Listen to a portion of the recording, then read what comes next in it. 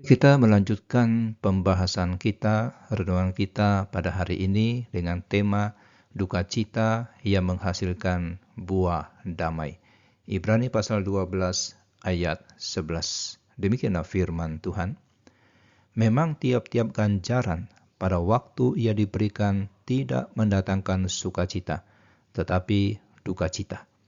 Tetapi kemudian ia menghasilkan buah kebenaran yang memberikan damai kepada mereka yang dilatih olehnya. Saudaraku, ada satu hal yang sangat jujur dari Alkitab. Tuhan tidak pernah menyangkali rasa sakit kita. Di dalam Ibrani pasal 12 ayat 11 ini, firman Tuhan mengakui realitas perasaan manusia.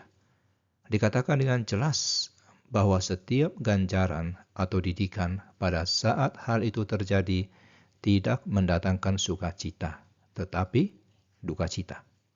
Saudara tidak diminta untuk berpura-pura tertawa atau merasa senang saat sedang mengalami kesulitan. Rasa sakit itu nyata, air mata itu wajar, dan kesedihan itu valid. Tuhan mengerti bahwa proses pemangkasan itu menyakitkan. Tetapi renungan ini mengajak saudara untuk tidak berhenti pada rasa sakit sekarang, melainkan melihat kepada kemudian. Ada kata tetapi kemudian yang mengubah segalanya.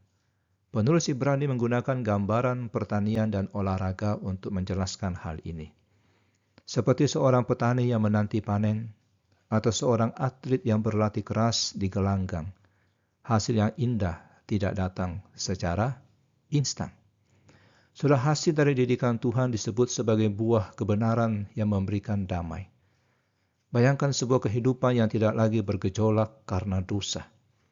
Sebuah hati yang tenang karena hidup selaras dengan kehendak Allah. Itulah buah damai, shalom yang dijanjikan.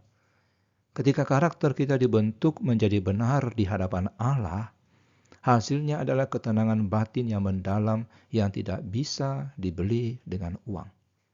Akan tetapi, perhatikan syarat penting di akhir ayat ini. Buah itu diberikan kepada mereka yang dilatih olehnya. Kata dilatih di sini menyiratkan keterlibatan aktif, seperti seorang atlet yang serius mengikuti program latihan. Tidak semua orang yang menderita otomatis menjadi lebih baik. Tidak, saudara. Ada orang yang menderita lalu menjadi pahit, marah, dan menjauh dari Tuhan. Buah kebenaran hanya tumbuh pada mereka yang mau dilatih oleh penderitaan itu. Mereka yang tidak mengeraskan hati, tetapi bertanya, Tuhan, apa yang Engkau ingin ubah dari hidupku melalui masalah ini? Saudara yang terkasih, jika hari ini saudara sedang berada dalam gelanggang latihan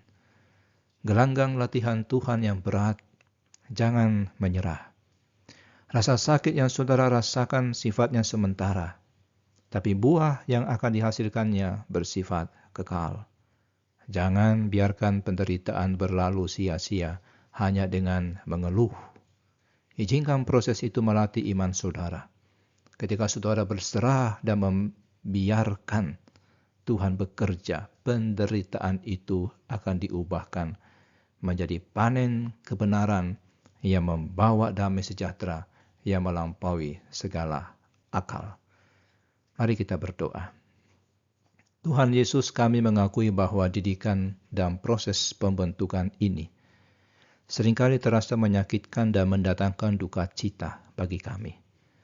Tapi kami tidak ingin menjadi pahit atau tawar hati. Ajar kami untuk merespon dengan benar, membiarkan diri kami dilatih oleh setiap keadaan yang Engkau izinkan.